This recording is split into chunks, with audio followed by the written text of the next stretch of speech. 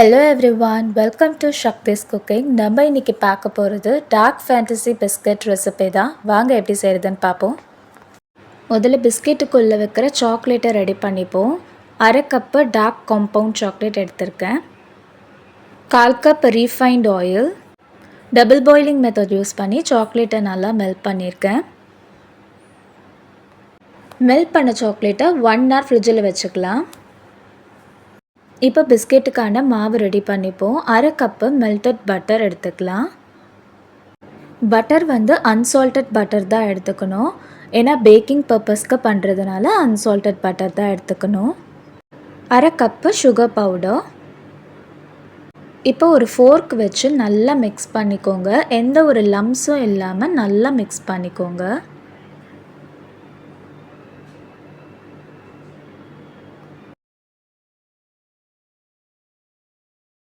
Chocolate essence கொஞ்சமாக add பண்ணிக்கலாம். Chocolate essence இல்லைன்னா வெனிலா எசன்ஸ் ஆட் பண்ணிக்கோங்க. இப்போ எல்லாம் நல்லா மிக்ஸ் பண்ணிக்கலாம். இப்போ ட்ரை இன்க்ரீடியன்ட்ஸ் ஆட் பண்ணிக்கிறேன். 1 கப்பு மைதா மாவு. மைதா மாவு வேணான்னு நினைக்கிறவங்க கோதுமை மாவு ஆட் பண்ணிக்கலாம். 1/2 teaspoon baking soda, 1/4 teaspoon baking powder, 1/4 cup அளவு கொக்கோ பவுடர். இப்போ கையில் எல்லாம் நல்லா சேர்த்து பிசைஞ்சுக்கோங்க. இந்த மாதிரி பிசைஞ்சுக்கோங்க. இப்போ ஒரு 1/4 கப் அளவுக்கு பால் ஆட் பண்ணிக்கலாம். பால் ஆட் பண்ணோடனே நல்லா பிசைஞ்சு விட்டுக்கலாம். அவ்வளோதான். இந்த மாதிரி சப்பாத்தி மாவு மாதிரி பிசைஞ்சு வச்சுக்கோங்க. ரொம்ப சாஃப்டாக பிசைஞ்சிடக்கூடாது. இந்த மாதிரி கன்சிஸ்டன்சியில் தான் நீங்கள் பிசைஞ்சு வைக்கணும். மெல்ட் பண்ண சாக்லேட் ஃப்ரிட்ஜில் வச்சுருந்தோம்ல, அது 1 hour கழிச்சு எடுத்துக்கலாம். இப்போ எடுத்ததுக்கப்புறமா இந்த மாதிரி தான் இருக்கும், சாக்லேட் மாதிரி. ஸோ இந்த சாக்லேட்டை நல்லா இந்த மாதிரி ஸ்கொயராக கட் பண்ணிக்கோங்க.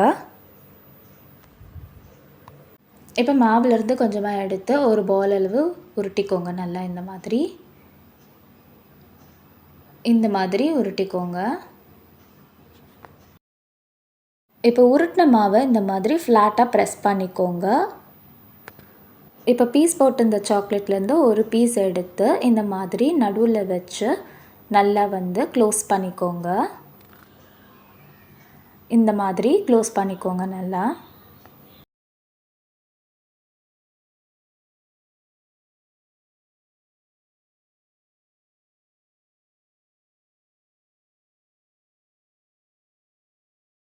அதே மாதிரி இன்னொன்று நான் அதே மாதிரி எடுத்திருக்கேன். இந்த மாதிரி ஃப்ளாட்டாக ப்ரெஸ் பண்ணிக்கோங்க. ப்ரெஸ் பண்ணிவிட்டு சாக்லேட்டை எடுத்து நடுவில் இந்த மாதிரி வச்சுக்கோங்க.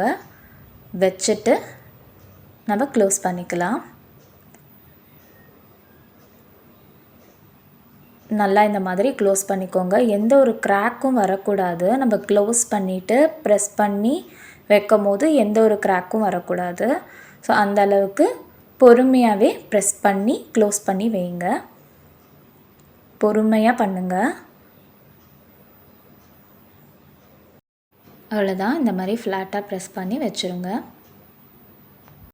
இப்போ ட்ரேயில் பட்டர் ஷீட் போட்டு பட்டர் நல்லா அப்ளை பண்ணிவிட்டு பிஸ்கெட்டை ஒன்று ஒன்றா எடுத்து வச்சுருவோம்.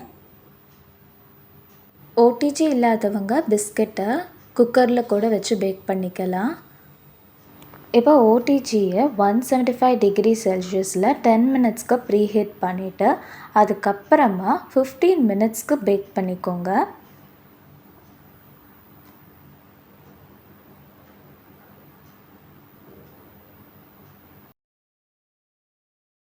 அவ்வளோதான். 15 மினிட்ஸ்க்கு அப்புறம் பிஸ்கெட் நல்லாவே பேக் ஆகிருக்கு. பாருங்கள், சூப்பராக பேக் ஆகிருக்கு பிஸ்கட்டை. அவ்வளோதான். நீங்களும் வீட்டில் இதே மாதிரி டார்க் ஃபேண்டசி பிஸ்கெட் செஞ்சு பாருங்கள்.